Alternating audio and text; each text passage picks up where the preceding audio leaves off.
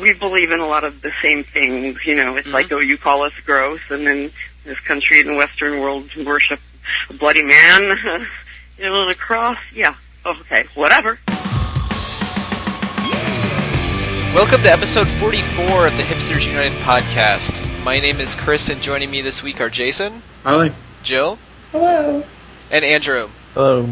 This was a weird week for Pumpkins news as we learned about a possibly temporary Billy Corgan side project playing at the Sky Saxon tribute concert, and Darcy broke her self-imposed 10-year exile to speak publicly about Billy, but no one seems to have heard it. So this week I thought we could talk about a complex and slightly controversial, I think, amongst our commenters topic, and that is the spirituality of Billy Corgan. So in an interview this week on the passing of Sky Saxon, Billy made reference to some of Sky's more unique beliefs and his time with the Source Foundation, which was a religious commune in the early 1970s with a heavy music focus. And some of our commenters on hipstersunited.com expressed dismay at what they interpreted as Billy espousing these beliefs. And it isn't the only time in recent memory that Billy has made spiritual statements. His Twitter messages often speak of God and love, and there was a bit of talk in the If All Goes Wrong documentary about more hippie-like ideas like energy and vibrations. And it seems like every time fans either decry it or kind of awkwardly dance around it or ignore it. So we're here this week to set the record straight.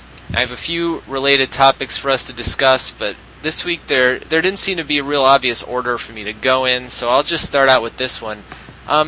Why do you all think that fans react the way they do when it comes to matters spiritual? Like, why does it matter to people what Billy's beliefs are, do you think? Jill? I was thinking a lot about this today, and I think that in general, people, and this isn't just a phenomenon that occurs with Billy Corgan by any means. I think that in general, people don't like being confronted with beliefs that they are not A, familiar with, or B, particularly adherent to. So I think that because Billy has actually decided to publicly profess at least a part of what he believes outside of his musical life, because he feels like it is either tangential or very, very much a part of how he's producing music. I think the fact that he's decided to share that with his audience actually confronts them with another piece of his personality that's not always been forthcoming in the past. And I would imagine that sort of alludes to maybe not a recent re-examination of his own faith, but, at some point between now and back in the world as a vampire days, I think there's been some sort of a spiritual awakening that Billy's gone through, and I think that more and more he decides to share that with people, the more people are sort of disenchanted with hearing about any sort of religious awareness or faith awareness on his part. It's because it's not a comfortable thing to have to contend with.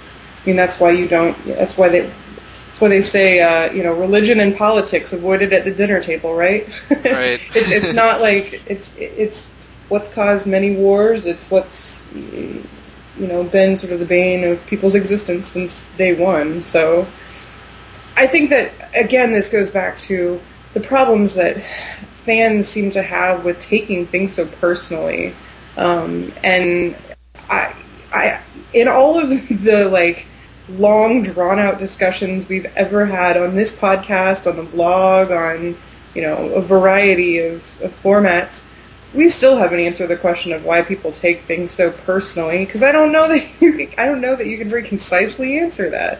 It totally boggles my mind. So I don't know. What about you personally? When Billy talks about these kind of spiritual things, does it make you uncomfortable at all? Are you going to ask me who I voted for last election now, too? Joking. I actually, from my personal standpoint, I think it's kind of refreshing. There are very few venues in which I hear positive news on a daily basis.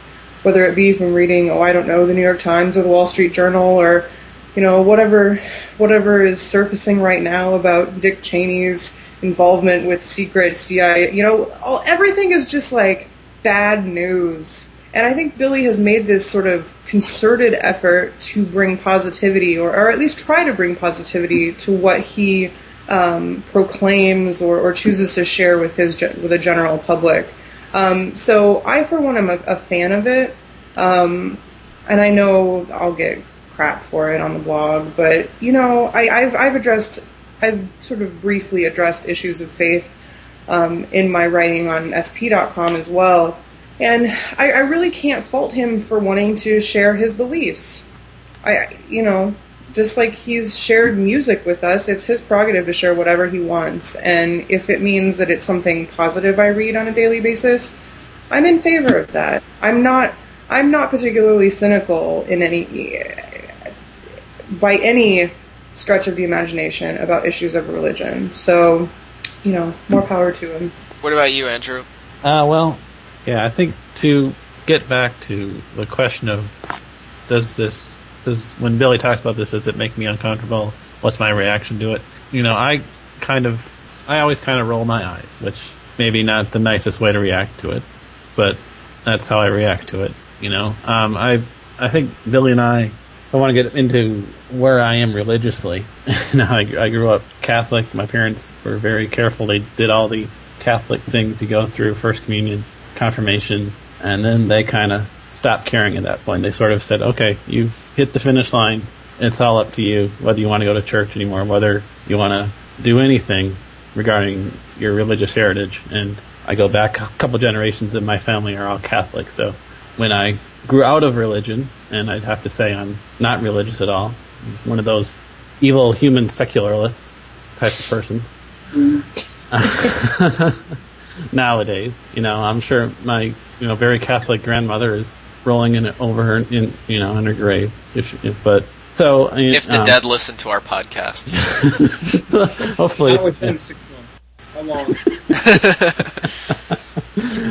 That's true. Okay, so getting back to that, I should be pretty open-minded about how people treat religion, and and Billy's religious feelings are very, I guess, non-denominational. I mean, there's a God out there, but he doesn't say you have to do X, Y, and Z to go to heaven. Sort of, you just have to be nice people, and that's kind of the golden rules. I don't think you need a religion to have the idea of a golden rule, and that's sort of how I came out of religion. And Billy seems to think that there is a God, so okay, there's a God, and people should be nice to each other. So and those are both. The second one is valid, and I shouldn't roll my eyes, but I always kind of roll my eyes whenever he posts his little peace and love sort of snippets on Twitter and then his blog posts and things. That's probably not the nicest way to react, but that's how I react. And I guess I may roll my eyes, but I never post a comment saying, "Oh my gosh, Billy's being a dork here," whenever this type of thing comes up. So you're just mocking him behind his back. I see how it is. Yeah, it's pretty evil. Yeah, pretty mean. It's sort of strange. I wish people would not be so mean or snarky about Billy's religious/spiritual blog posts and things, but I think that's a good question as to why people do that, and I don't have a good answer for that. Maybe Jason does. Do you, Jason? Well, first, I just want to say, do you guys have the sense that Pumpkins fans are disproportionately of Catholic background? I kind of think that's true, but maybe it's just because I'm from a Catholic background and Andy is. And I am also. Yeah, I'm not. I know Jill's not, but Heathen, you're going to hell. Well, I didn't say it was 100%. That would be really disturbing. That'd be freaky. But in terms of how I personally feel about it, I mean, I don't, regardless, I think of what religious beliefs you hold or not. I think there's. I mean, even people who don't profess a specific religion, I think there's got to be something that pulls you out of a kind of day-to-day, or I don't want to call it a rut of existence. That sounds really a bummer, but something that draws you out of a sort of like constant short-term, selfish mode of thinking. You know what I mean? It doesn't necessarily have to be something you would call spiritual or religious when you think about it, but, something that makes you think about, the good of society or just something more long-term. And for Billy, I think that's a lot of what, his image of God gets him, I mean, I think Billy's God has some fairly definite ideas, he likes the rock and some other things. So, I think that gives Billy some sense of purpose and some sense of meaning. And I think inspiration. We all search for that. I think we all search for meaning, regardless of where we find it. So, I mean, I hear what Andy's saying about the eye rolling, but I kind of just look at it as like, God is Billy's, whatever. It's like what he directs his activities toward when he's trying to get out of some kind of day-to-day routine and find some sort of longer range purpose. You know what I mean? So I just kind of take it for that. Is it possible that people's reaction to it is a trained behavior, though? Because so much of the... I mean, this is getting back to sort of our general harping on the indie music media, but they have done a real number on discouraging this particular type of behavior from a lot of artists. Yeah. In particular, Billy Corgan and the Pumpkins. Whereas other indie music darlings like Sufjan Stevens, get away with, he runs a whole record label that half of the bands on it are of a religious nature. And they're like, not God is good, God is great. They're like, you should be a Presbyterian because I'm a Presbyterian minister. Yeah. Well, so they get a pass. I don't really get it. Here, well, I'll give you one thought. These people who we're talking about, I think specifically right now, are people who think they're journalists, right? Mm-hmm. Or they aspire to a sort of journalistic ethos in what they do. And part of this journalistic ethos, and if you can't hear the contempt in my voice, I hope you can. Part of it is like this notion of that they're somehow neutral, or that they're like this outside observer, and they don't have a dog in the fight, which is crap. But okay, so calling it an ethos is a nice thing. Calling it a put-on image to increase your influence might be more accurate, right? Mm-hmm. Like if you can appear neutral and objective in all these crappy things that they throw out there, and call themselves journalists or neutral, objective music critics, right? Then a lot of people put more stock into what they say, right? And to be neutral, you can't just be like, oh, I'm down on all expressions of religion, right? So, sometimes you have to be, if you're going to be down on it, sometimes you've got to be up on it other times. Otherwise, people say, oh, look, your bias is showing, and to be biased is, the worst thing in the world, right? Which is, it's really just having an opinion and being a person, which they do, they just hide it, of course, everyone has one, right? So I'm just kind of wondering, if Sufjan Stevens is, overtly religious, that might be a good guy to say nice things about, right? Mm-hmm. Because then the connection is obvious, and so then when people see you writing snarky things about music, rockers being spiritual, they find 10 examples of you doing this, and then you're like, but I like Sufjan Stevens, and he's a Presbyterian. Oh my gosh, So I'm just throwing that out there as there's always gonna be one. Well, and I think gotta have the one to balance themselves out. Right. And I think that, we're not necessarily in a time... Okay, this is going to sound kind of insensitive to global perspectives, but... And so take it for what it is. In the United States, we're not necessarily in a time of what in the past could be considered religious persecution. There are very few... with some exceptions... There are very few acceptable situations where religious persecution is tolerated. So that type of behavior, from sort of a socioeconomic standpoint, I think still happens, but it's at the rhetoric level now. It's this postmodern concept of how do you differentiate your superiority from someone else? Well, it's by saying, oh, well, you rely on crutches of religion. So it feels to me like the reaction of readers and the reaction of bloggers and quote-unquote journalists is to sort of use that as like almost a weapon. Like it indicates that something's wrong with you because you had some sort of spiritual belief. I don't know. I remember when I was in high school, I was thinking about going to the college you attended, Jill. And I remember one of the teachers at my high school saying, "You're thinking about going there?" And I said, "Well, maybe." And he said regarding religious belief, he said, people there are going to look at you like, "What? You actually believe in something?" Like that. That was how he described the attitude at university, which is on the south side of Billy's hometown. And it's a good school. Even the seminary there has, they have a big theological seminary school, and it's the same bizarre situation where you're studying, sort of the principles of religion, not because you're weak enough to have to like adapt it to it in your own life. It's a very bizarre. I don't know. I feel I've always felt pretty strongly about this type of what I consider persecution, because I think it's even more dangerous than actually. It has an ability to kind of sneak its way into cultural dialogue in many different ways.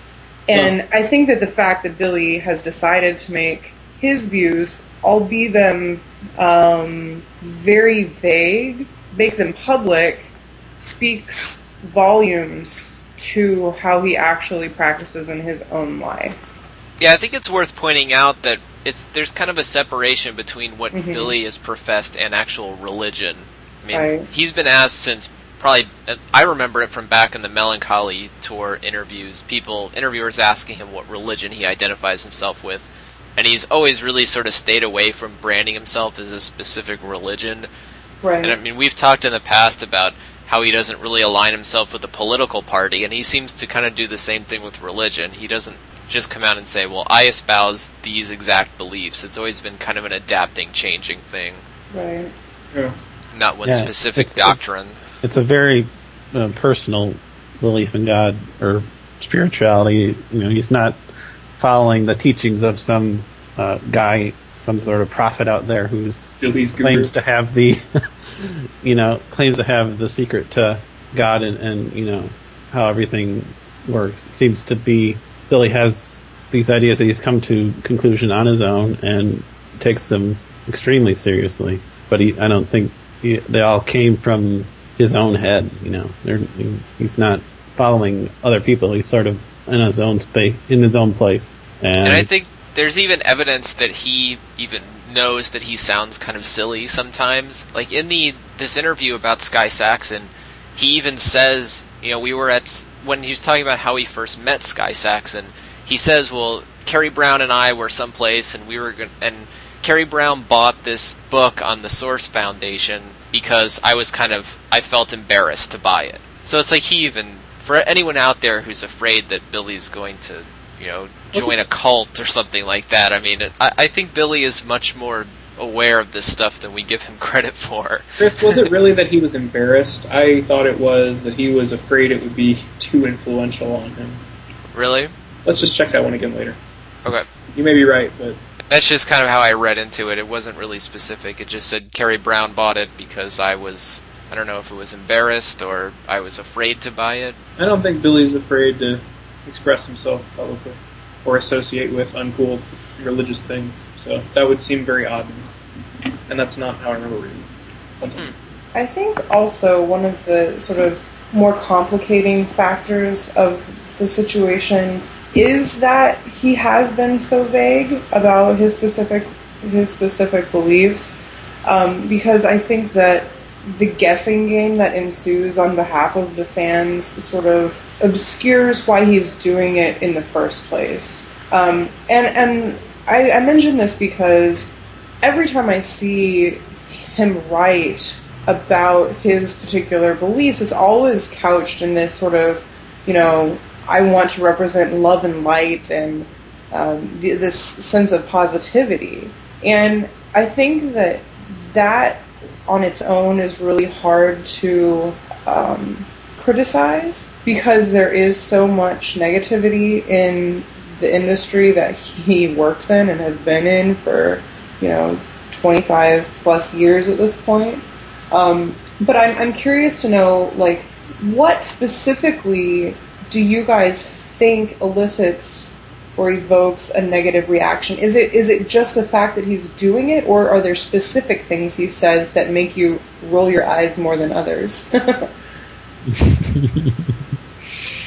I wonder, I've been thinking about this because I guess I should kind of go back. I never really gave my position. I asked you guys whether it made you guys feel uncomfortable, and I never spoke out myself. I come from a similar background as Andrew, and I consider myself a pretty diehard skeptic. I don't put any credence in things like vibrations and energy and crystals and that sort of new agey type thing. So whatever I say, that I won't claim that I'm unbiased. That is my bias. And I will admit that when I hear something like Billy and Jimmy talking about Asheville vibrating at a resonant frequency, it does make me feel uncomfortable. And it may be like what Jill was talking about, where I don't like to hear about, or it makes me uncomfortable to hear opinions that differ from what I believe.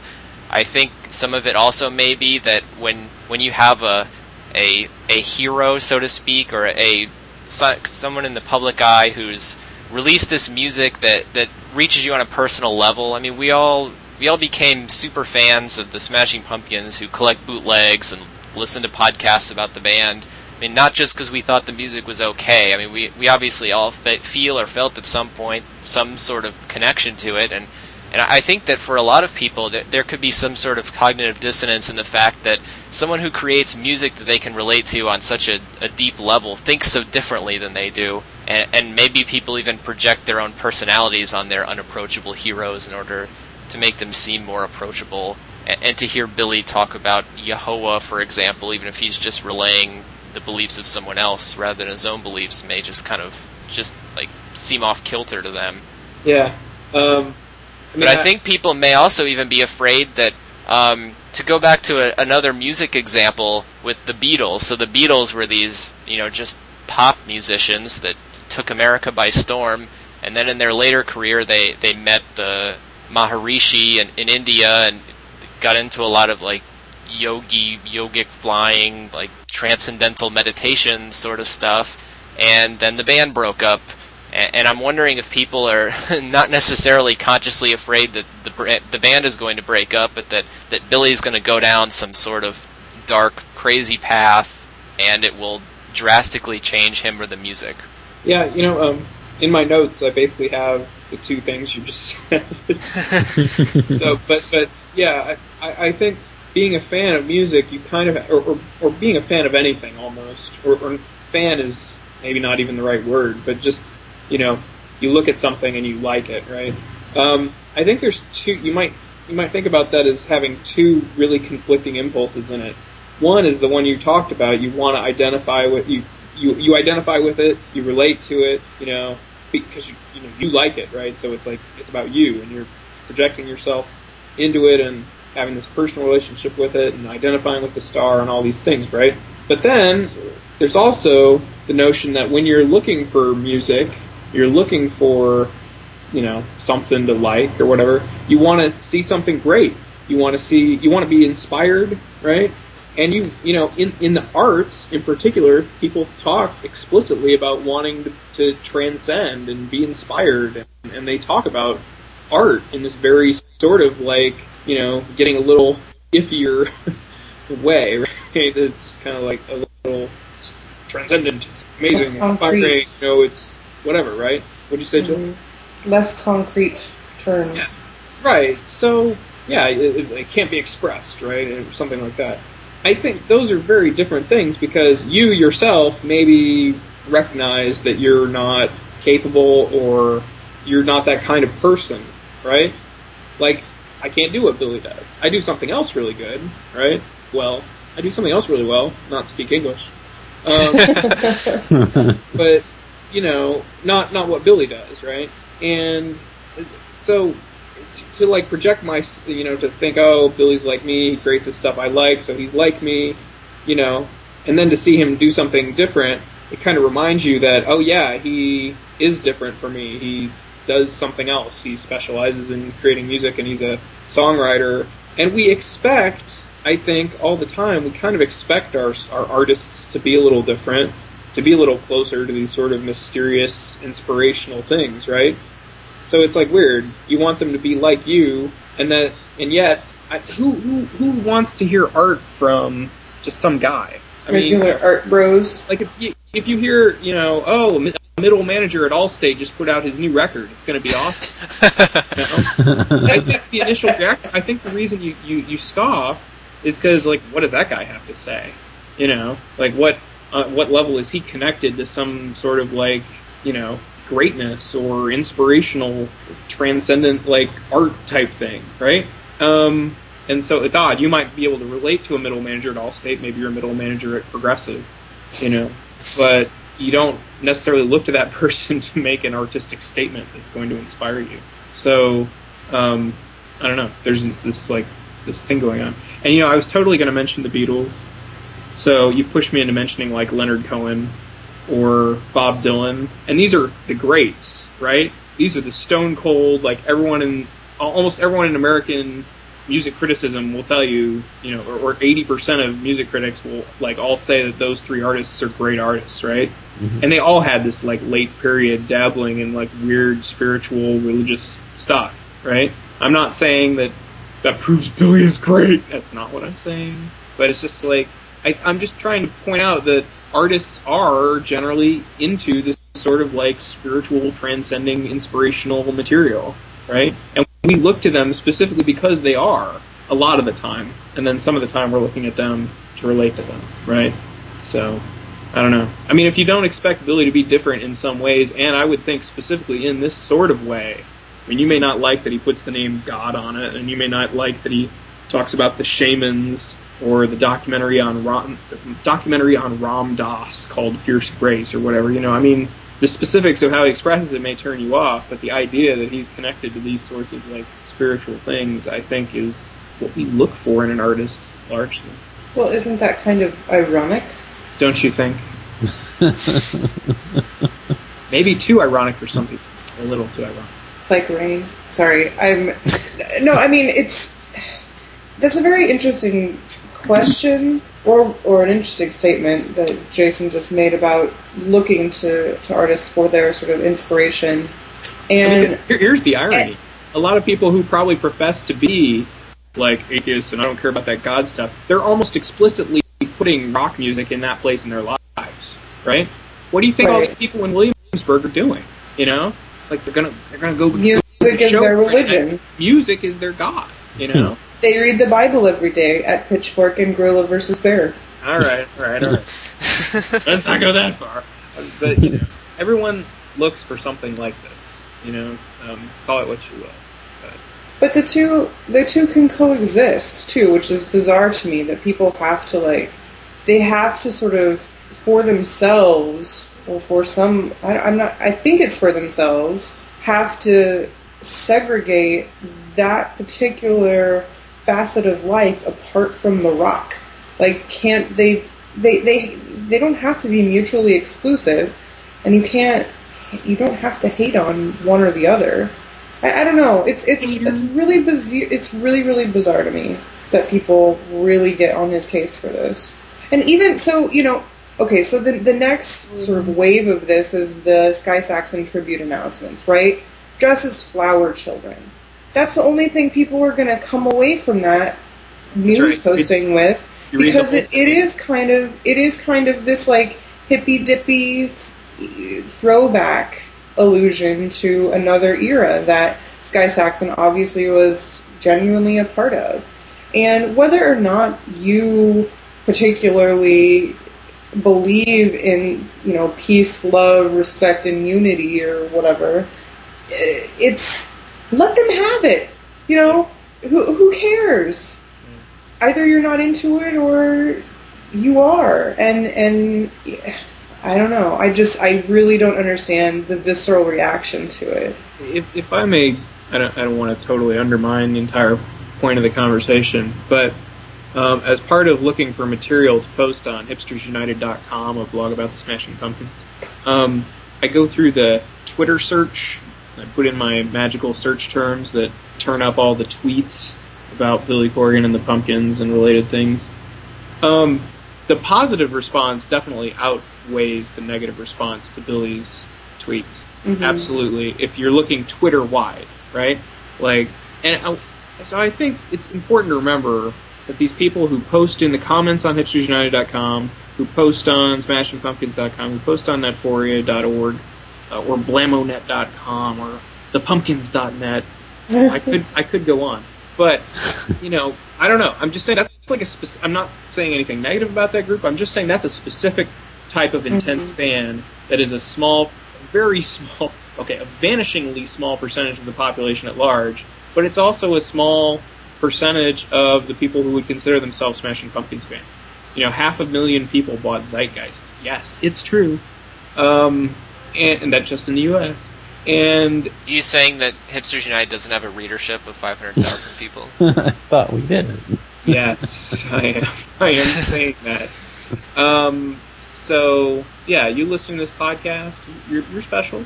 But I'm just saying, most of the people, I think, just have a positive response. They're like, that's cool that you are inspired by God, Billy.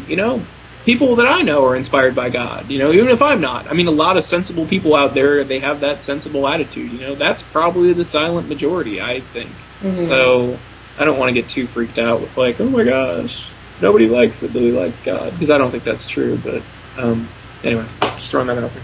I think it's also worth pointing out that people tend to congregate with people that think like them, and I think that we've 3 out of 4 of us at least. This is not true. This is not true. I don't do that at all. 3 out of 4 of us at least have admitted that we roll our eyes or feel uncomfortable when Billy talks about this stuff. So the fact that our commenters do the same thing probably just says that we're congregating with people like us. Besides the fact that I work on hipstersunited.com with you guys, I don't see much similarity between us. Yeah. Okay. Well, let's talk about how much of a role the spirituality plays in Billy's music. I mean, based on Billy's frequent recent statements about love and God, you'd think that it would play a predominant role, but on the contrary, while Billy has spoken more and more publicly about these kind of things, it doesn't seem to be reflected in his recent work much. And feel free to prove me wrong if you can, but why do you think this is the case, and do you think this will change at all with the next batch of songs that he's working on, Jason? Okay, I'm going to ask you what's the evidence? Just tell me. I mean, I hope you've looked. It's part of the ethos of the blog, at least as I conceive it, that we actually look at things before we make statements. So, you've checked into this? You looked at his lyrics lately or that sort of thing? I have. He had a big song called Super Christ recently. Right, big prominent song. Video, played it like every show. So do you think that it was religiously themed? Christ is in the title of the song, Chris. I don't know how to tell you this. It is, Christ is a major religious figure in some of the Western traditions. I am surprisingly aware of that, but Super Christ actually has very few lyrics, so it's kind of hard to say that it's a very religiously themed song based on the 7 lines of lyrics that it has. The indecipherable lyrics. I mean, Billy does say the word love a few times in Super Christ. I can make that word out, yes. Love. Maybe that's the love theme, but... Does he really say love is his thing? I hope that's the lyric. It really is. Love is his thing! Oh well. I would like to believe that that's the lyric. But usually when that happens, I turn out to be wrong with Billy. I didn't always be. So do you think that it does? Okay. Well, do you think that there are... I'll just generously grant your premise. Sure, Billy's not being very religious in his song. What would he start doing to let us know that his songs were becoming more religious? I mean, I think what we've said about his faith is that he's not very specific about his beliefs, so I don't know how we would even recognize the religious themes if they were there. I mean, they might be there in the way he tells the story, or, spins the verse in some way he thinks is clear, and to us we don't get because he's not going, Jesus, you know. So I don't know. I guess I'm imagining it kind of is there in the Billy Corgan non-specific way that he expresses his faith. Does that make sense? Do you think it's gotten more so recently, or do you think it's always been there? Because if you go back to Melancholy, the song "Bullet with Butterfly Wings" has, there's definite Christian mythology and Christian ideas in there. Zwan had a whole mega suite of Christian themes. It was it was an old spiritual they reworked. I think. Jesus Eye. God's gonna set this world on fire. Yeah. Start to see. But like we've been talking about, I don't think you can definitely say Billy is a Christian. His beliefs are more abstract. So yeah, I took all that stuff in this Zwaner. I took as very just kind of artistically adapting the imagery. You know what I mean? Yep. I didn't really see it as any kind of endorsement at all. And I think if you go back to the Melancholy days, I think you have to remember that Melancholy was, a concept album of sort. He was not writing 28 personally themed songs. He had God's Empty Just Like Me in one song, and then, other songs where... Not every song is everything, right? It's that's what you mean. So I can write a song about the way I feel right now, even though I know that an hour from now, I'm not going to feel this way. Not going to feel that way. Because I'm going to go for a run, and then I'm not going to feel angry anymore, because I have positive endorphins or something. So, yeah, right, exactly. We're all looking past, I think, Billy's most reverential and religious work, Jesus Loves His Babies.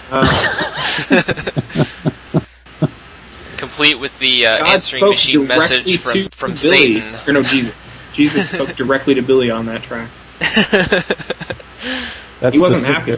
That's the secret of his... Billy changed his ways after getting that message. Jesus was unhappy with him, and Billy committed his life to spreading the gospel at that point. And from then on, things have been good. God now knows Billy is helping.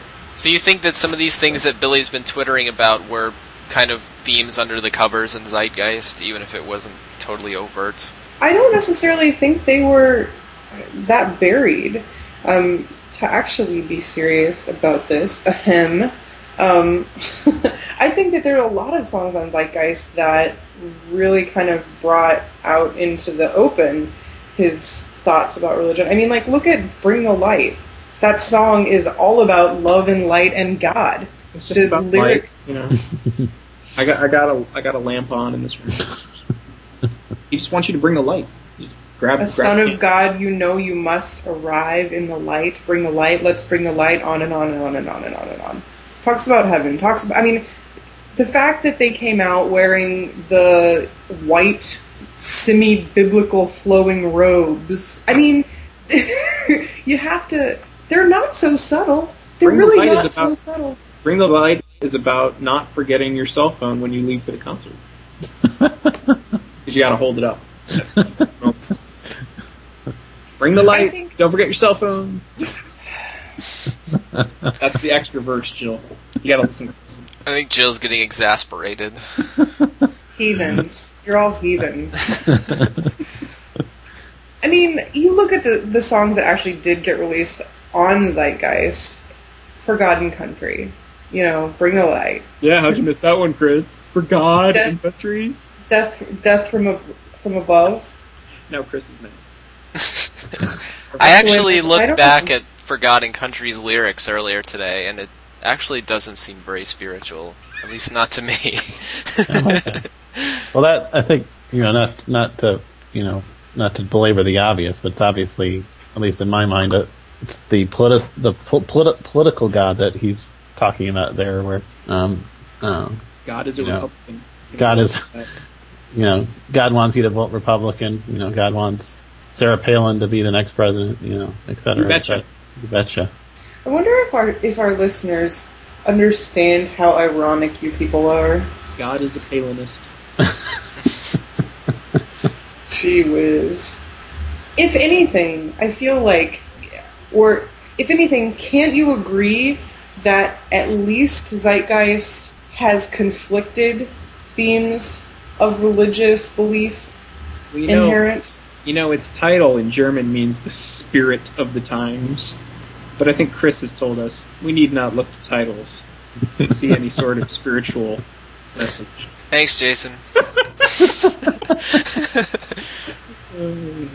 Personally, and okay, you can make as many jokes about this as you want, but personally, one of the things that I find so rewarding about the Smashing Pumpkins is the fact that these inherent themes of spirituality that have existed since, in my opinion, Melancholy and the Infinite Sadness, perhaps even before. I am one as you are to me. Try to find a Messiah in your Trinity.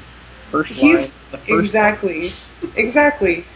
All of these themes that do deliver conflicting themes of spirituality are kind of one of the most basic reasons I like this band. Billy wears his heart on his sleeve about how confusing religion is. He's finally figured out that he wants to live for, love and light now. Like, it's taken him 20 years to figure out that love and light is preferable. He used to be and he's just now starting to tweet about it in the most flippant technology ever. Like, so you know what? The haters can go... Haters. Eat haters, a Twinkie. The definition of haters is sensible people. That should be on Urban Dictionary if it's not. Sensible people. Because that's what it means. Like when someone says, "Oh, Billy Corgan hits back at the haters," they're self-identifying as the haters, and of course they have a high opinion of themselves. That's how it works. I don't know if you guys know that. I'm Urban Dictionarying haters right now. Urban Dictionarying. It's a verb. It's an Urban Dictionary. But okay, so here's a thought I had earlier while you guys were just totally ripping this a new one. Do you think that the actual song structure, so content aside, lyrical content aside, do you think that the actual structure shift of the songs in a live format means anything? Because we've gotten a lot longer, jammier, more sort of contemplative songs that almost have this meditative quality to them, in my opinion. And if you look at a lot of the other jam bands, because I've had to explain to several people about the Smashing Pumpkins' new live show as more of a jam band feel, even though that's not entirely accurate. I think that can set some good expectations for how long some of the songs are. I think that the way that the songs have sort of been reconfigured to a live format does adhere to a more... I don't know exactly how to explain it. It feels more rigorous in almost a spiritual sense for Billy. Look at Gossamer. Is Gossamer is that just an exercise in playing as long a song as you possibly can on stage? No, that's Girl with the Cruel Face.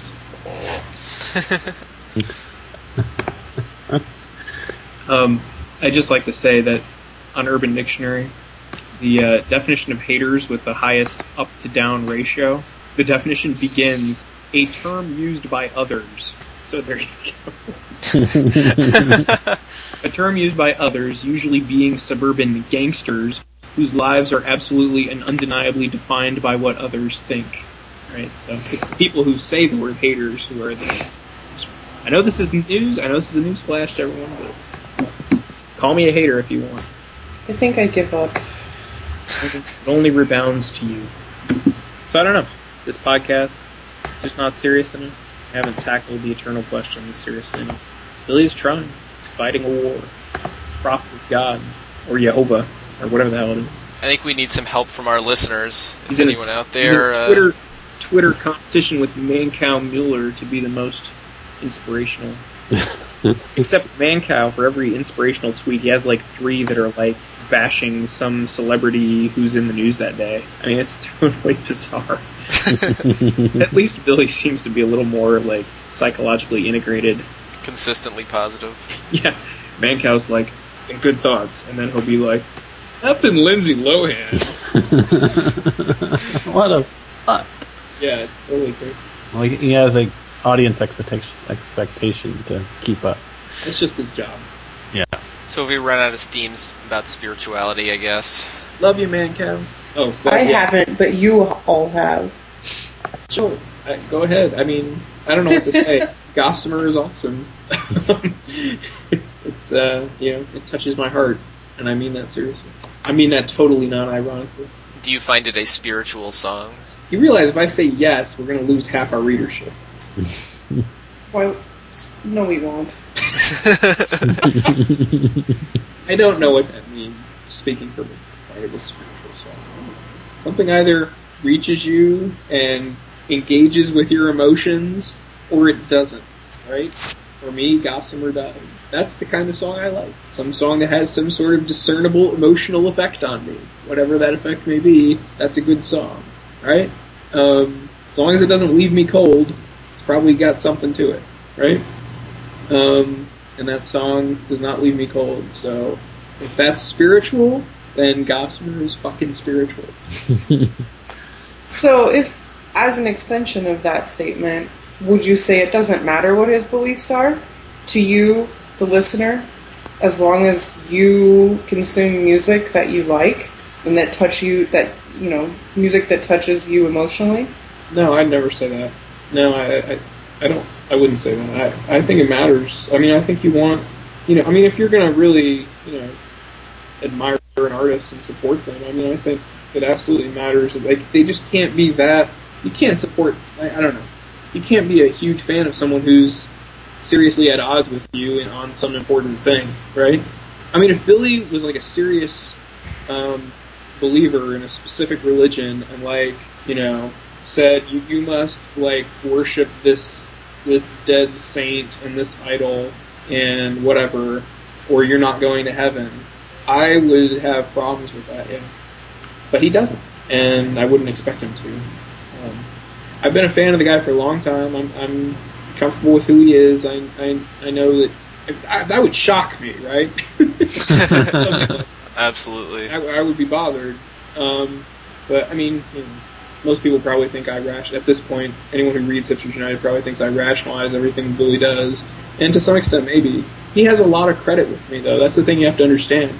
I mean, it's like, if one day your mother does something weird, you just immediately oh my gosh, can't believe my mother said that. Forget her. I mean, it's kind of like, you just kind of oh, maybe that's where he is right now. I mean, that's kind of my feeling about everything with Joy, It's like if he goes into something and it, I kind of my initial reaction is it's a phase, or it's how he's feeling right now and okay, does that make sense?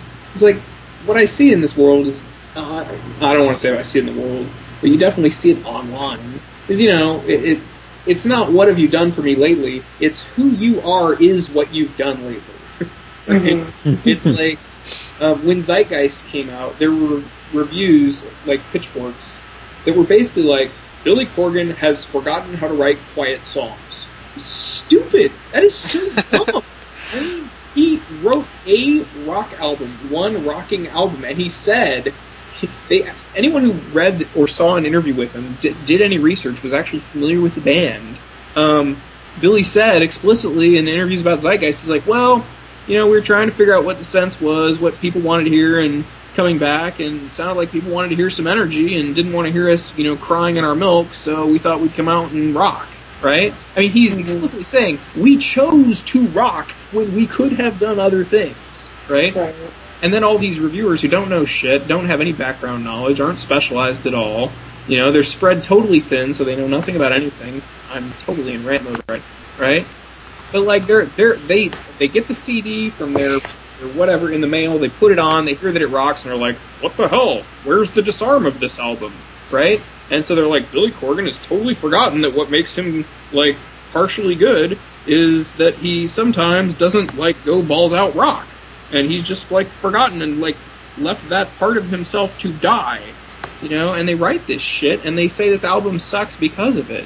It's totally stupid. Okay? So it's to relate that somehow back to what we're talking about in the podcast, I mean, if Billy starts to talk about something, like some subject, like politics, or if he starts talking about religion or something, it's like, Billy's interested in religion right now.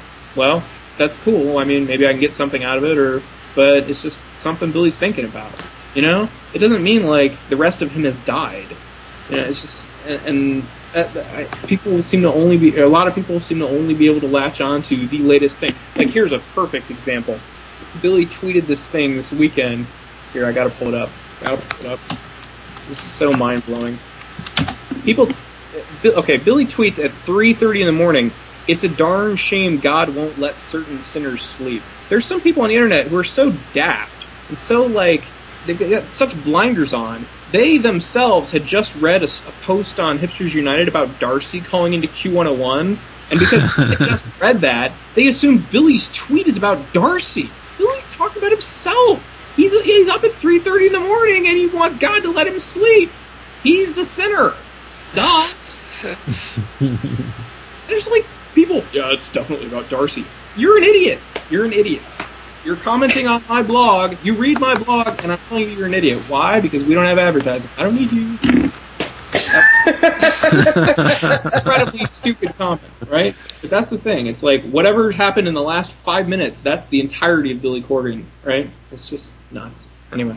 Going back to what you were saying, Jill, about would I listen to it even if, or as long as it's good music, is that all that really matters? It doesn't really matter what Billy believes. I think, for me, that's probably true, because when I first got into the band, I knew nothing about any of the band as people at all.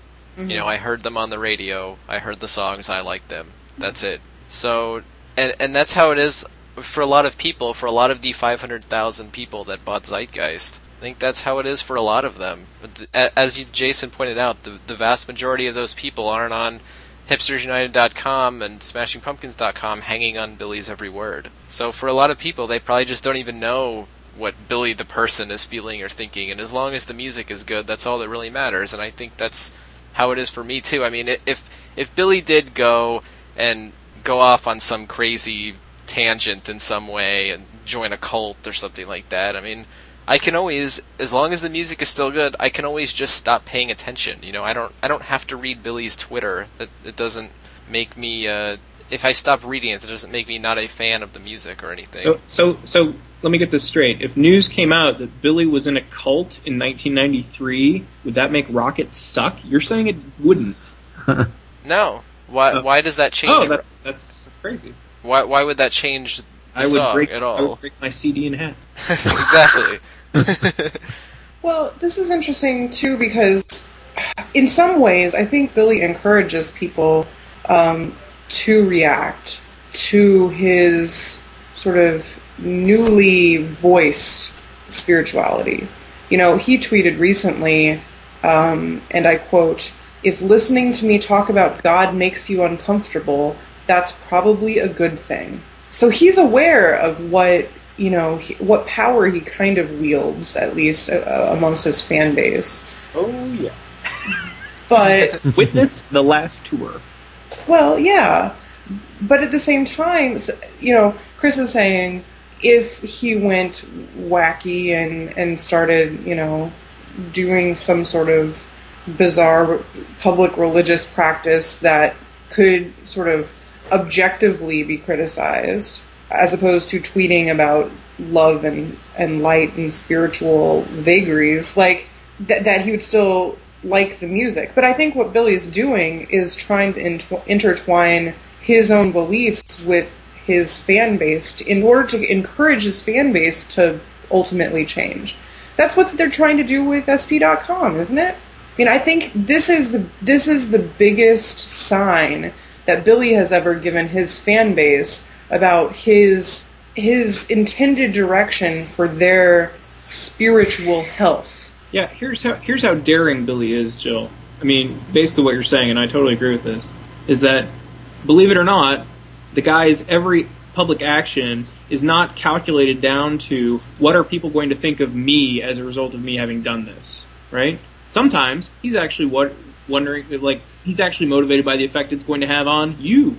Mm-hmm. Right? You might think less of him, but or maybe you won't. Maybe lots of people will think less of him, but maybe you will think something differently, right? Mm-hmm. You know, he's not a politician, right? He's not out there like, well, I need votes, so I have to look like a good guy all the time, right? He's willing to look like the bad guy sometimes if he thinks it might push the right buttons and like have some sort of positive result, right? Who knew? I think it's daring, but yeah, I think, and that's pretty evangelical behavior.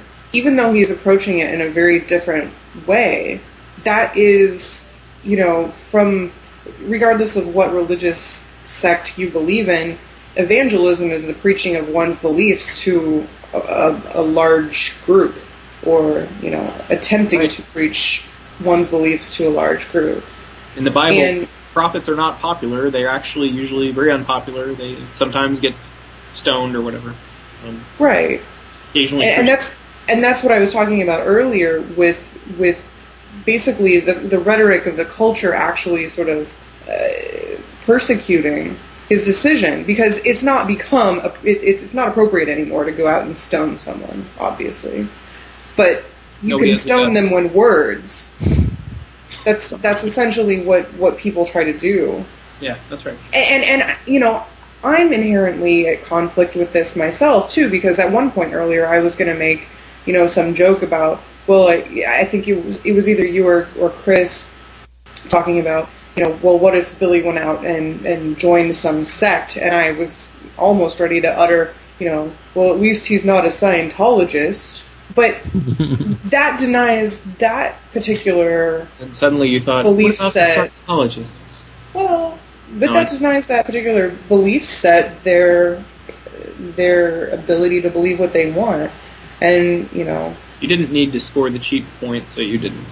Well, until just now. No. I'm saying in my own reaction, I have to figure out how to sort of curb that kind of behavior, because it's ultimately not productive.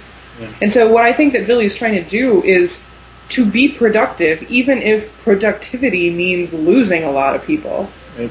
They're not, you know, that's what I would imagine is so problematic about the development of SP.com, because they want to attract visitors. They want to attract, you know, a huge base of people visiting the site on a regular basis, but that invites negativity. So in order to combat that, they've decided to sort of outweigh the other end of the spectrum.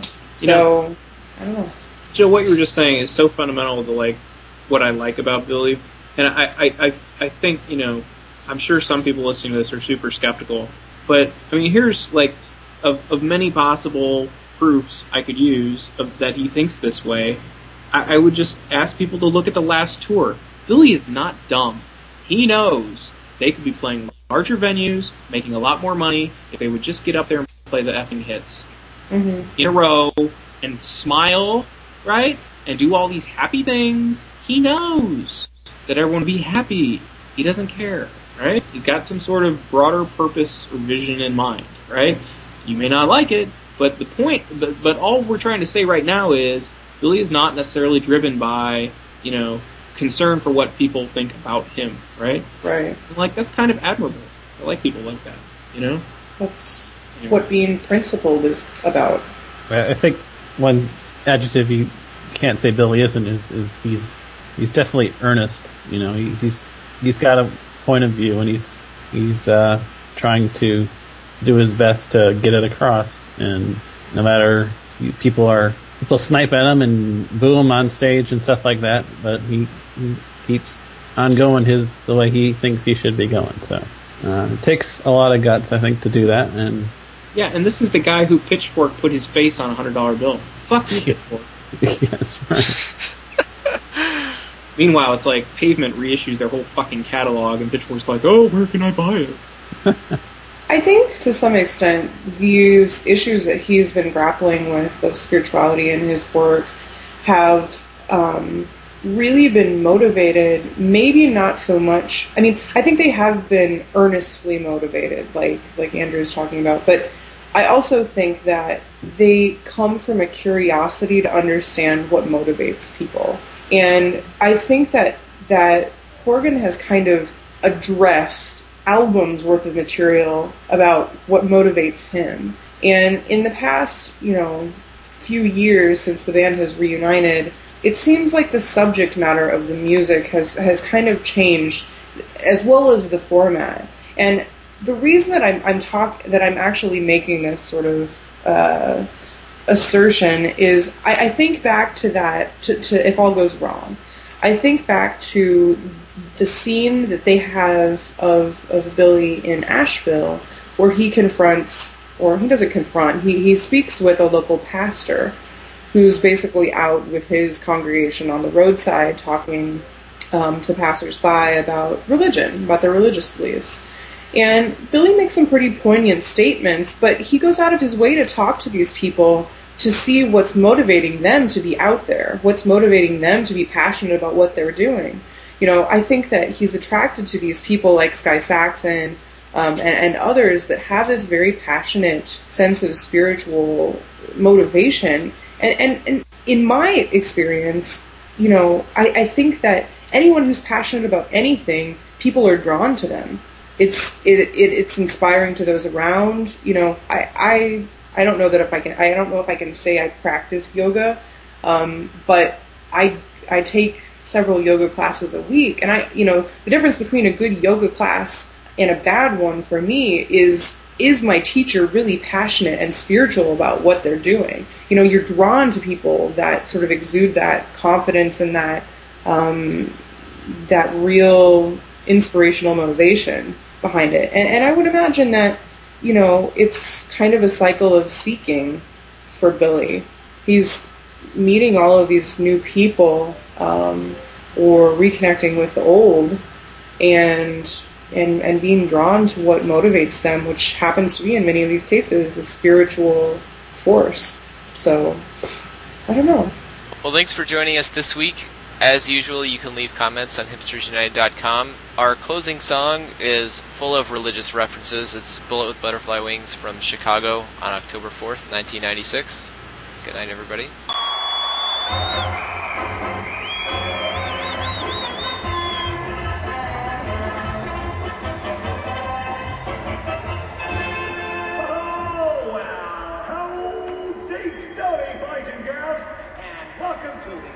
Circus of its kind in the world. The world is a vampire!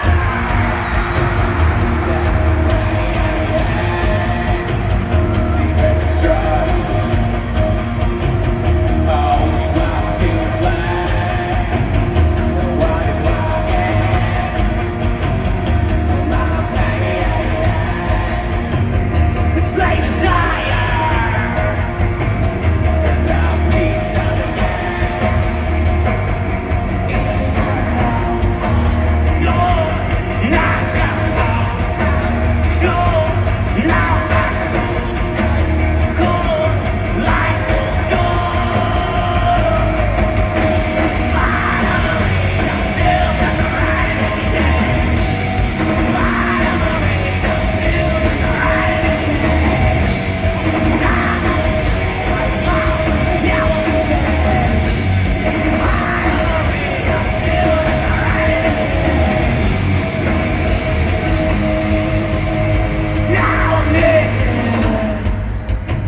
Nothing but an animal. But can you fake it? For just one more shot. What do you want? I wanna change.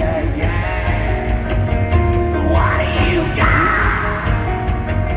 When you feel the same.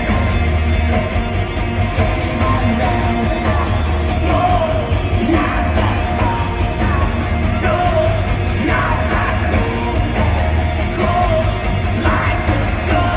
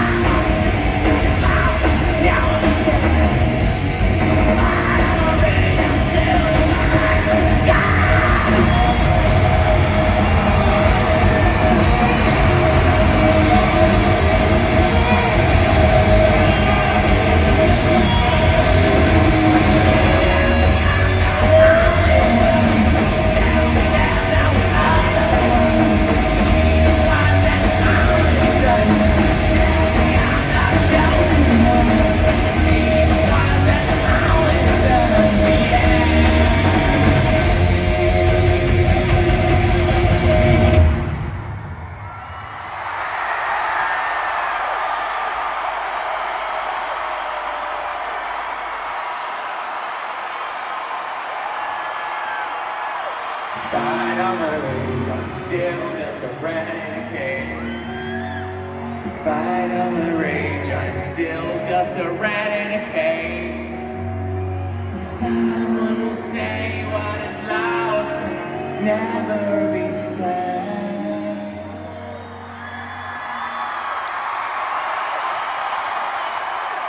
Despite all my rage, I'm still just a rat in a cage.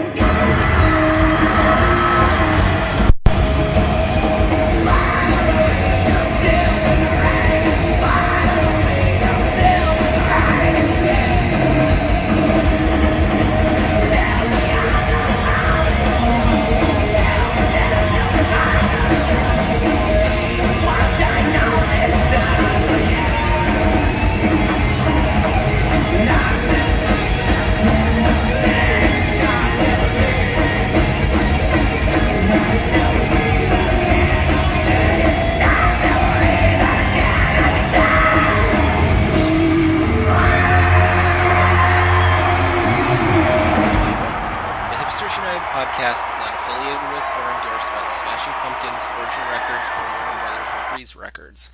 All opinions offered by panelists or guests of the Hipsters United podcast are their own and do not represent the opinions of the Smashing Pumpkins. All audio during the show is licensed for non-profit use per the terms and conditions on the Live Music Archive at archive.org.